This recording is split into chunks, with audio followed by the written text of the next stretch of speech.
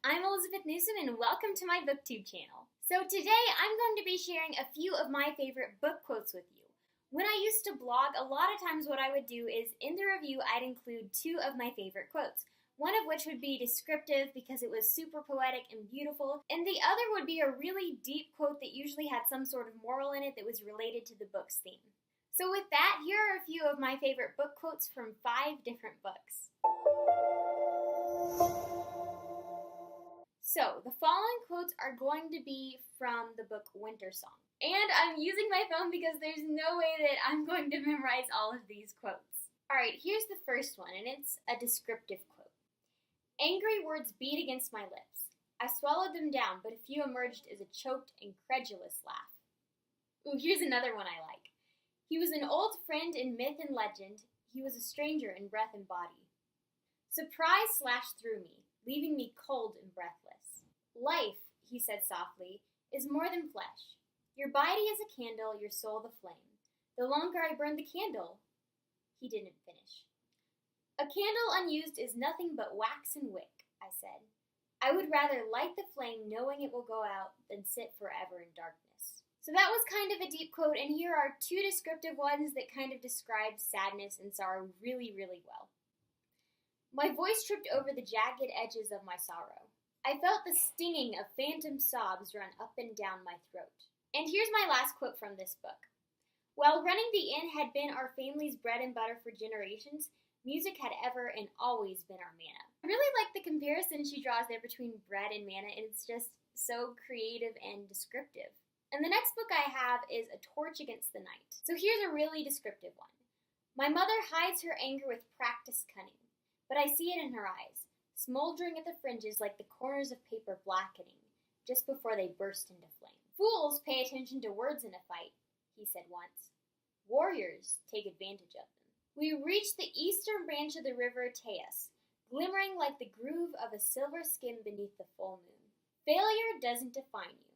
It's what you do after you fail that determines whether you are a leader or a waste of perfectly good air. And then the next one is by the same author. It's Ember in the Ashes. Attention! 3,000 bodies swing forward. 3,000 pairs of boots snap together. 3,000 backs jerk as if yanked by a puppeteer's hand. In the ensuing silence, you could hear a tear drop. I just love how she took a phrase that's really cliche, like hearing a pin drop, and made it something different for this fantasy world. A crescent moon hangs low on the horizon, thin and red as a cannibal's smile. I mean, that's just so creepy and dark, but it's like so descriptive and vivid, and it just does a really good job of setting the scene and the mood of where they are in the book. You killed my mother, who had a lion's heart, and my sister, who laughed like rain, and my father, who captured truth with a few strokes of a pen. So that author just has some really good quotes in her books that I like.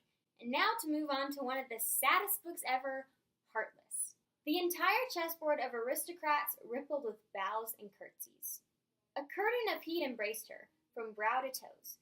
She could have sworn someone was pulling on the stay lace of her corset as her breaths grew shorter. She tried to swallow, but her mouth had dried up like stale cake. Having no more sightings in her dreams, she was longing to see him again, fantasizing over every potential facet of their next encounter. I can so relate to that when I have a crush on someone, so Marissa Meyer did a really good job of describing what it's like to be really attracted to someone in that quote. She stole glimpses of him again and again, like gathering unsatisfying crumbs in hopes they could be reformed into a cake. Why, yes, I would enjoy a cup of tea. I take mine with lots of cream and no tea. I mean, that quote isn't particularly beautiful or descriptive, but I just think it's really funny. The easiest way to steal something, Jess murmured, is for it to be given willingly. Okay, and these last few quotes are at the very end of the book, and I mean, it's not really a spoiler because you guys already know what happens at the end since it's about the Queen of Hearts. You know, she becomes a bad guy and starts beheading people. So it's at this moment where she's becoming this wicked queen that the Cheshire Cat tells her, but hoping is how the impossible can become possible after all. And then he tells her how she likes being queen and knowing that her destiny was foreordained and everything. And here's what she says. That's cruel of you to say, after my one choice was taken from me. And then he responds, that is cruel of you to say, after being given a choice to begin with. And then here's the last quote. It's kind of sad.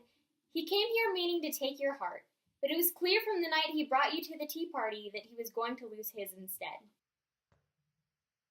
And I especially love the last few quotes about choice because I feel like the theme of the book was ultimately about how she had a choice and she abused it.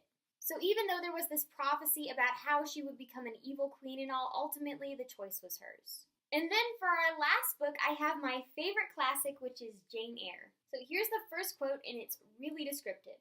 It says, "Something of vengeance I had tasted for the first time, as aromatic wine it seemed, on swallowing warm and racy. Its after flavor metallic and corroding, gave me a sensation as if I'd been poisoned."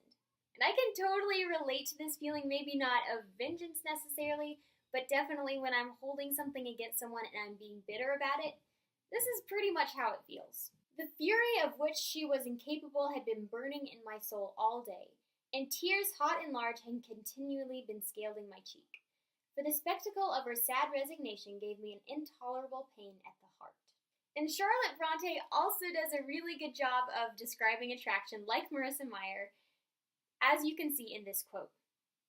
"No sooner did I see that his attention was riveted on them, and that I might gaze without being observed, then my eyes were drawn involuntarily to his face.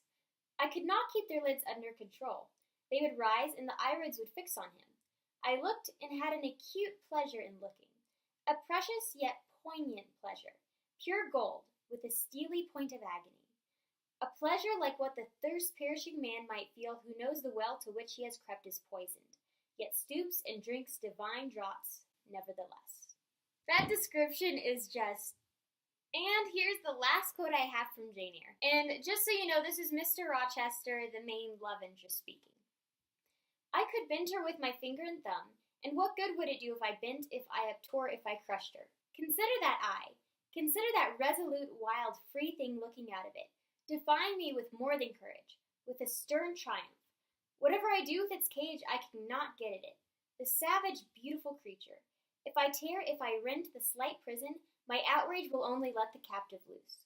Conqueror I may be of the house, but the inmate would escape to heaven before I could call myself possessor of its clay dwelling place.